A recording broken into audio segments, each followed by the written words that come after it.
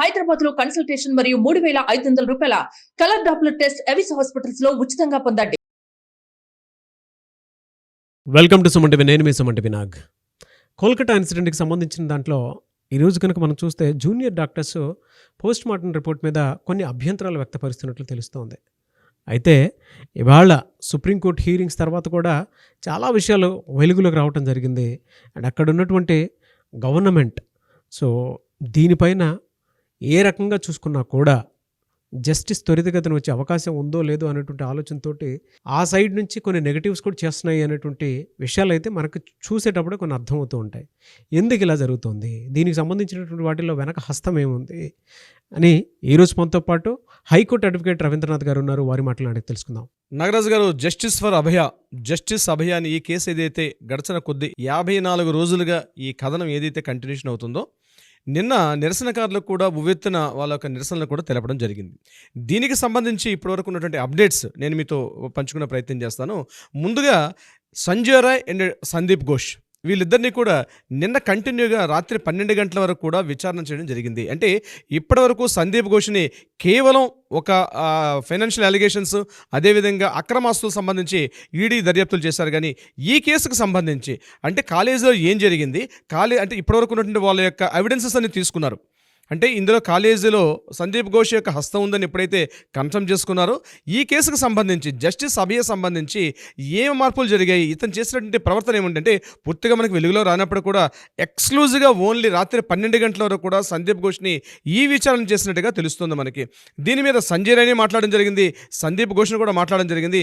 ముఖ్యంగా అభిజిత్ మండల్ ఏదైతే తలా పోలీస్ స్టేషన్ అభిజిత్ మండలం కూడా మీకు అభిజిత్ మండలి జరిగినటువంటి డిస్కషన్ ఏం జరిగింది, మీకు ఎప్పుడైతే ఇన్ఫర్మేషన్ వచ్చిందో ఈ ఇన్ఫర్మేషన్ అభిజిత్ మండలికి మీరు ఎందుకు మాట్లాడాల్సి వచ్చింది, అభిజిత్ మండలికి మీకు జరిగినటువంటి ఈ డిస్కషన్స్ అంటే వాళ్ళ దగ్గర టోటల్ కాల్ డేటా మొత్తం తీసుకున్నారు కాబట్టి మీరు ఇలా ఎందుకు మాట్లాడాల్సి వచ్చింది అని సందీప్ ఘోష్ని డైరెక్ట్గా క్వశ్చన్ చేస్తుంటే, సందీప్ ఘోష్ కొన్ని ప్రశ్నలకు సమాధానం చెప్పడం జరిగింది, కొన్ని ప్రశ్నలకు సమాధానం చెప్పలేకపోయాడు. అయితే ఇతనికి తెలియకుండానే సందీప్ ఘోష్ మీద మరొక కీ పర్సన్ ఎవరో ఇన్వాల్వ్మెంట్ ఉందని మనం మొదటి నుంచి సస్పెక్ట్ చేస్తున్నాం. ఒక DNA పర్సన్ ఉన్నారని మనం ముందు నుంచి మాట్లాడడం జరిగింది. దానికి సంబంధించి మనకు కూడా కొన్ని విషయాలు వెలుగులోకి వచ్చాయి. దాన్ని నెక్స్ట్ ఎపిసోడ్లో మనం ఓన్లీ ఎక్స్క్లూజివ్గా డీకి సంబంధించి కొన్ని విషయాలు నేను మీకు వెలుగులో తీసుకొస్తాను.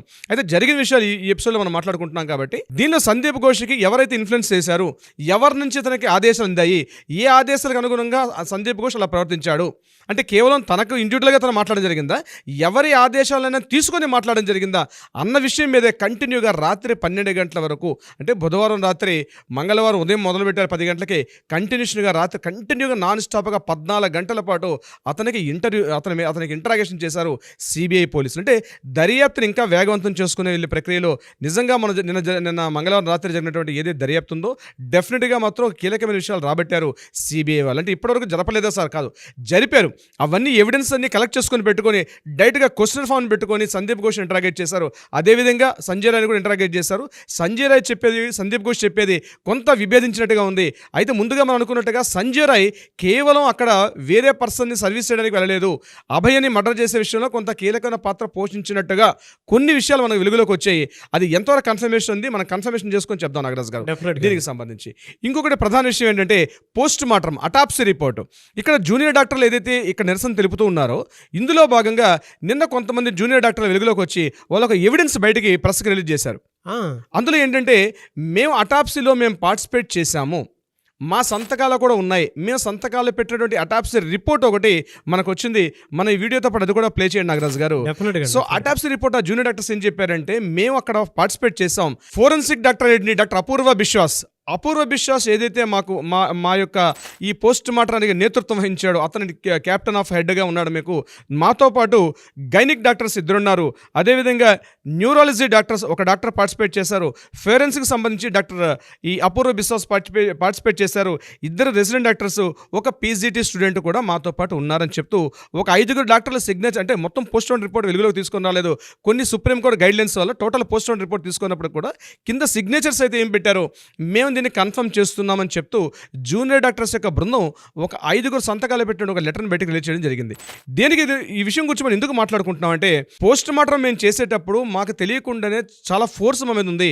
అంటే యాక్చువల్గా ఒక పోస్ట్ మార్టం రిపోర్ట్ చేయాలంటే అట్లీస్ట్ మినిమం టు మినిమం ఒక 1 అవర్ తీసుకుంటాం మేము కంప్లీట్గా. కానీ 17 మినిట్స్లో టోటల్ అటాప్సీ మొత్తం కూడా కంప్లీట్ చేయడానికి మాకు త్వరితగతిన పూర్తి చేయమని చెప్పి మాకు పైనుంచి అపూర్వ విశ్వాసకు కూడా గైడ్లైన్స్ వచ్చిందని చెప్పి దాని తగ్గట్టుగా మేము ఎప్పుడైతే లోపల అటాప్సీ చేస్తున్న రూమ్లో ఉన్నామో మాకు ఇమీడియట్గా తొందరగా చేయమని చెప్పి మాకు అపూర్వ విశ్వాస్ కూడా మమ్మల్ని ఫోర్స్ చేశాడు.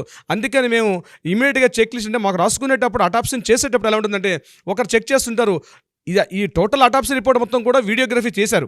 అయినప్పటికీ కూడా ఒక టెస్ట్ చేస్తుంటే మేము ఇమీడియట్గా ఒక రిపోర్ట్ రాస్తూ ఉండాలి. It's lengthy process. కానీ అయినప్పటికీ కూడా 17 నిమిషాల్లో మమ్మల్ని పూర్తిగా కంప్లీట్ చేయమని చెప్పి అపూర్వ విశ్వాస్ గారికి పైనుంచి ఒక ఆర్డర్స్ అందాయి. దాని తగ్గట్టుగా అతను తొందరగా ఈ ఫోర్స్ని చేశారు అని చెప్పి జూనియర్ డాక్టర్స్ 17 నిమిషాల్లోనే అయిపోవాలని చెప్పేశారు. పావు గంటలో కంప్లీట్ చేసేసేయండి అటాప్సీ రిపోర్ట్ అని చెప్పి దానికి తగ్గట్టుగా త్వరితగా అతను ఇమీడియట్గా తీసుకెళ్లి పోస్ట్ మార్టం అయిపోగానే ఇమీడియట్గా క్రిమేషన్ కూడా చేసేయాలని చెప్పి వాళ్ళకి గైడ్లైన్స్ అందే. కాబట్టి మేము అనుకున్నట్టుగా ఈ యొక్క అటాప్సీ రిపోర్ట్ చేయలేకపోయాము అని చెప్పి వాళ్ళు బయటకు వచ్చి జూనియర్ డాక్టర్స్ మాట్లాడడం జరిగింది. ఎవరైతే ఈ అటాప్సీలో పార్టిసిపేట్ చేసినటువంటి డాక్టర్స్ ఇప్పుడు నేను చెప్పిన లిస్ట్లో వాళ్ళు బయటకు వచ్చి చెప్పారు. దాని తగ్గట్టుగా ఆ కంటెంట్ మొత్తం కూడా వాళ్ళు రాశారు, ఇది రిలీజ్ చేశారు. ఇక నెక్స్ట్ పాయింట్ ఏంటంటే, ఒక ఇంట్రెస్టింగ్ న్యూస్ ఒకటి జరిగింది నాగరాజ్ గారు. ఒకటి ఇవి ఇలా జరుగుతుండగానే జూనియర్ డాక్టర్స్ యొక్క ప్రతినిధుల బృందం మొత్తం కూడా ఆర్జికర్ మెడికల్ కాలేజీలో ప్రిన్సిపాల్ ఛాంబర్కి ఎదురుగుండా ఉన్నటువంటి పీజీబీ గార్డెన్స్ ఎదురుగుండా ఒక శిల్పాన్ని ప్రతిష్ఠించారు జూనియర్ డాక్టర్లు. ఆ శిల్పపు ప్రతిమ ఎలా ఉంటుందంటే, ఒక ఏడుస్తున్నట్టు ఆక్రందనలతో అరుస్తున్నటువంటి ఒక అమ్మాయి యొక్క ఆక్రందన, అంటే టోటల్గా హెయిర్ అంతా ఉండి గొంతు తరుస్తున్నట్టుగా ఒక శిలా విగ్రహాన్ని, ఒక శిల్పాన్ని అక్కడ ప్రతిష్ఠించారు. ఆ శిలా విగ్రహం ఎలా ఉంటుందంటే, గట్టిగా అరుస్తున్నటువంటి ఒక అమ్మాయి యొక్క శిల్పం ఆకాశాన్ని చూస్తూ గట్టిగా అరుస్తున్నటువంటి ఒక నల్ల రాతితో చేసినటువంటి ఒక fibreglass, black colour fibre గ్లాస్తో చేసినటువంటి ఒక ఆక్రందన, ఒక ఆర్తనాదాన్ని గట్టిగా వెలుగుతూ ఆకాశానికి రోధిస్తున్నటువంటి ఒక శిల్పాన్ని అక్కడ ప్రతిష్ఠించడం జరిగింది నిన్న జూనియర్ డాక్టర్స్. ఆ శిల్పాన్ని చెక్కినటువంటి అభయ ఆత్మ న్యాయం కోసం ఏడుస్తుందేమో అన్న భావన కలుగుతుంది మా మనసులో. చాలా బాధ అనిపించింది సార్ నాకు. సో ఆ అమ్మాయి యొక్క ఆర్తనాదం ఎలా ఉందంటే, కంప్లీట్గా చెవుల మీదకి పూర్తిగా ఆ యొక్క హెయిర్ అంతా ఫాలో అయిపోయి ఆ అమ్మాయి గొంతెత్తి ఎవరో తన దేహాన్ని గట్టిగా చిదిమేస్తుంటే ఆ ఫీలింగ్స్ అన్నీ కూడా ఎక్స్ప్రెషన్స్ ఫేస్లో ఎట్లా వస్తాయి, ముఖంలో ఎంత బాగా ప్రతిబింబిస్తుంది అన్నది ఆర్టిస్ట్ అయినటువంటి ఆసిత్స్ అయినటువంటి ఒక శిల్పకారుడు అద్భుతంగా చెక్కినటువంటి ఫైబర్ గ్లాస్తో చేసిన ఒక నల్లగా ఉన్నటువంటి, అంటే black age indicates is the ఒక ఆక్రందన, ఒక అనైతికాన్ని నిదర్శనంగా చూపిస్తుంది బ్లాక్ కలర్. ఆ బ్లాక్ కలర్లో ఉన్నటువంటి ఒక శిలా విగ్రహం చూసిన వాళ్ళందరూ కూడా కాసేపు ఇప్పుడు మీరు ఇందాక అన్నట్టుగా అబ్బా అంటే చూడంగానే చాలు, అంటే ఎన్నో వేల భావాలను పలికించే ఒక శిల్పాన్ని అక్కడ ప్రతిష్ఠింపజేశారు. నాకైతే మీరు అలా చెప్పేటప్పుడు మా ఇంట్లో వాళ్ళు గుర్తొచ్చారు సార్ నాకు. అంటే మనకి అనిపిస్తూ ఉంటుంది కదా, మనకు తెలియకుండా ఇప్పుడు మన ఇంట్లో వాళ్ళే ఎక్కడంటే అక్కడ తిరుగుతూ ఉంటారు మామూలుగా, ఏ కూరగాయలకనో లేదంటే ఆఫీసులకనో వెళ్ళడానికి అని చెప్పేసి. బట్ ఎంత దారుణమైనటువంటి హింసకు గురవుతున్నారు అనుకున్నటువంటి ఆలోచన వస్తుంటేనే చాలా భయంగాను ఆందోళనగాను అనిపించింది నాకు. నిజం సార్, అసలు మనకి ఇలా అనిపించిందంటే ఎంటైర్ వెస్ట్ బెంగాల్ ఇంకా దారుణంగా రెస్పాండ్ అయ్యి ఉంటుంది అసలు దీని మీద. అవునండి నాగరాజు గారు, మీరు చెప్పేది 100% రైట్. మన తల్లిగా, మన చెల్లిగా, మన సోదరిగా ఎన్నో పాత్రలు పోషిస్తున్న ఒక మహిళ. మన జీవితాల్లో మహిళ లేనటువంటి జీవితాన్ని మనం ఊహించుకోవడం చాలా దుర్లభం, చాలా కష్టం. అడుగడుగున చిన్నప్పటి నుంచి మన ప్రతి స్థాయిలో కూడా అమ్మాయి ఉంటుంది. హాస్పిటల్కి వెళ్తామండి, ముఖ్యంగా నాగరాజు గారు, ఏదో గాయం తగిలి వెళ్తాం, లేదా తెలియకుండా వ్యాధితో వెళ్తాం హాస్పిటల్కి, బాధతో వెళ్తాం. వెళ్ళేటప్పటికి మనకి ఇమ్మీడియట్గా సిస్టర్ని పిలుచుకుంటామండి. మనం వాడే వర్డ్ ఏంటంటే సిస్టర్ అని పిలుస్తాం మనం. అక్కడ ఉంటుంటే వర్డ్ని సిస్టర్ వస్తారు, మనకి అది ఇంజెక్షన్ ఇవ్వడం కానీ, నర్సింగ్ డాక్టర్ గారు వస్తారు, చెక్ చేస్తారు, it's part of. But sister part, nursing పార్ట్లో ఉన్న సిస్టర్ చేస్తారు. అందుకని మనం ప్రేమతో సిస్టర్ అని పిలుచుకుంటాం. హాస్పిటల్కి వెళ్తే పిలవాల్సిన వర్డ్ కూడా అదే సిస్టర్ అని. అక్కడ మనం వేరే దృక్కోణం ఉండదు.